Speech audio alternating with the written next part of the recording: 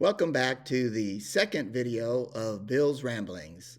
As I mentioned yesterday, I was born in Phoenix, Arizona, and I thought I'd go ahead and go back to 1961, the year that I came into this world, when God brought me into this world.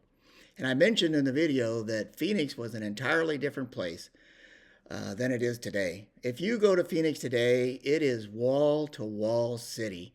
I mean, you get into the Valley of the Sun and say the eastern side of the valley at the mountains there at Apache Junction, the Superstition Mountains, and you drive west.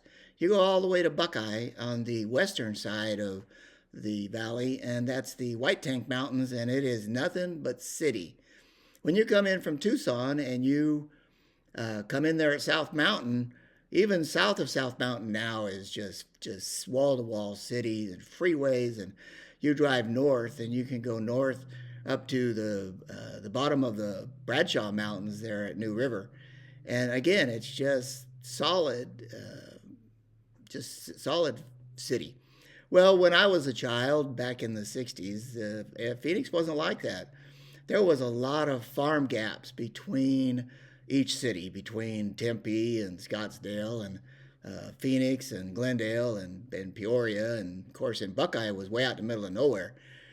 But it was all farmland. There was cotton fields, there was orange groves, citrus everywhere, alfalfa.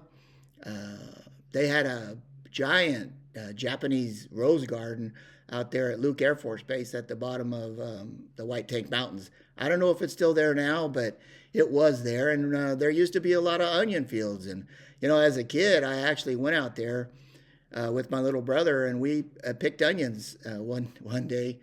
Thought we were going to get rich. But the reality was it's a hard job. And we left there about halfway through the day, and we were whooped. But anyway, Phoenix was a whole different place at that time. I had some cousins that lived up north on 83rd Avenue and between Bell Road and Thunderbird. And at that time, it was nothing but farmland. Skunk Creek would run all the time, and we as kids we would play there in the creek. And but that's for another video. I want to go to the first memory that I have, which is when I was 4 years old. When I was 4 years old, my family lived. That would be my mom and my older brother, my younger sister, and my younger brother lived in a little white house just east of 75th Avenue on a little road called Glendale. I'm sorry, not Glendale. It's south of Glendale, and it's Griffin Avenue. It was a small little house, and I remember quite vividly living there on that house. Right across the street was a Russian Orthodox church, a white building, and the local residents there that were Russian would go to that church. And I remember as a kid at that house listening to them singing and all that. And a lot of people don't know that Glendale was predominantly Russian. Just down the road from our house was Mike Tomachoff. He lived down there, and we used to call him Old Man Tomachoff, me and my brother. And he had sheep, and of course, you know, like little boys do, we went out in his field when we weren't supposed to, and we'd like to chase his sheep around, and he didn't appreciate it much. And but we did have fun, and we enjoyed the life. The Griffin Avenue at that time was just dirt. 75th Avenue was a concrete road with one lane, and it when you drove down it, it just went thump, thump, thump, thump, thump with all the cracks in the concrete. So I want to talk a little bit about the growing up there and some of my memories. The one thing I remember that stuck out in my mind was we had a clawfoot bathtub. Now, I'm going to give a little disclaimer because these are childhood memories and they could be a little off. but I'm going to give the best recollection that I've got. And if somebody straightens me out and says, hey, we never had a clawfoot bathtub, well, that's okay, but that's the way I remember it. And I remember there being scorpions in that. And since we lived out in the farm, it didn't make a lot of difference whether or not there were scorpions out there or not. But I remember seeing scorpions in the bathtub. So that's one memory I have.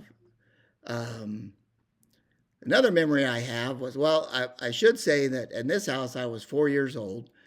And one memory I have was that on this lane, Griffin Avenue, I was run over by a Shetland pony. Now, I distinctly remember being run over by a Shetland pony, or at least I thought I was.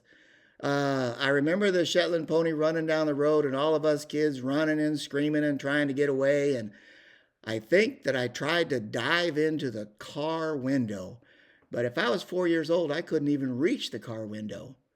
So I don't know where that came from, but maybe I tried to jump in the window and I hit the door and fell down and the Shetland pony ran over the top of me. But I do remember in my mind that I was run over by a Shetland pony.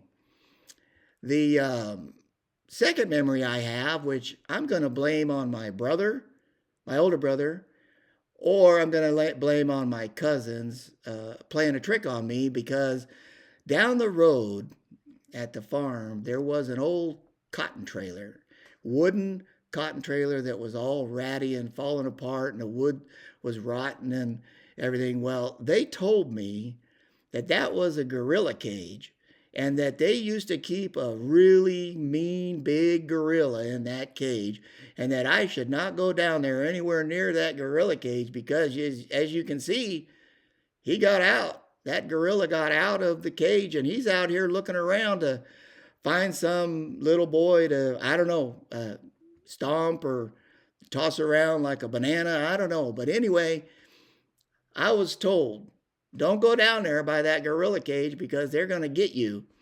And so, I had that fear for years and years and years about gorillas escaping from that cage.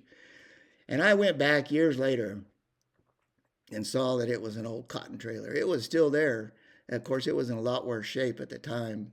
But I realized that it was a cotton trailer, and somebody was just playing a joke on me, and they succeeded. They succeeded in getting me with that gorilla story. I'm going to move a little forward now. We didn't live in that house for very long. And my mom said we moved downtown Phoenix. And remember, that was a long time ago. But this is going to give you a little insight into my family and a bunch of practical jokers that they are, and including me. I like to tell a joke. I like to get people as much as I can. And I'm sure this comes from my mother because she was quite the jokester. Well, here we are. We're living in this house in downtown Phoenix. And we were down in the basement. And I remember this basement as being this long, dark, wooden, scary staircase that went down into this deep, dark pit down in the basement. Now, that's what I remember. But my mom had said, well, we had our toys down there, and we used to like to play down there because it was nice and cool, and we could get out of the heat of the summer. Back then in the 60s, air conditioning really wasn't an issue. Everybody had swamp coolers, and they worked really well in the summer, and because it was a dry heat. But I could see where we would want to go down in the basement and play down there and have fun, and I'm sure we had a blast. Well, one day my mom decides to play a joke on all four of us kids. And upstairs, there was a broom closet that had a vent that went down through the floor into the basement. And she decided to pretend like she was a ghost. And she's doing the woo, like this stuff all up in there into the thing. And I'll tell you what, us kids, we couldn't get out of that basement fast enough. I'm sure that it went with whoever was the biggest and strongest got out the firstest. which that would make my oldest brother, and then second to me, and then my sister, leaving my little baby brother to fend for himself down there with all the ghosts. Well, we came out of the basement just hightailing it, and lo and behold, here's my mom. Here's my mom. This is who she is. Rolling on the floor, laughing so hard she can't hardly even stand it.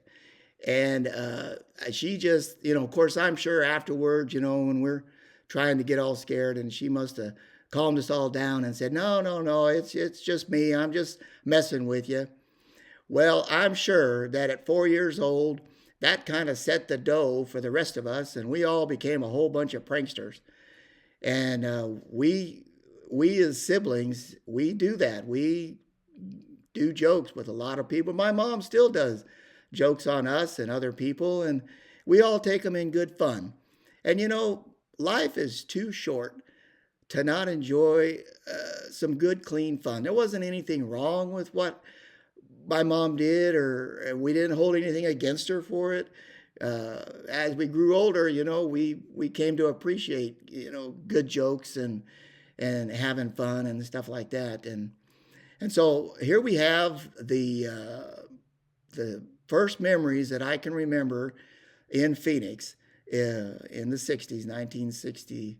Well, I was 4 years old, so 66, 65.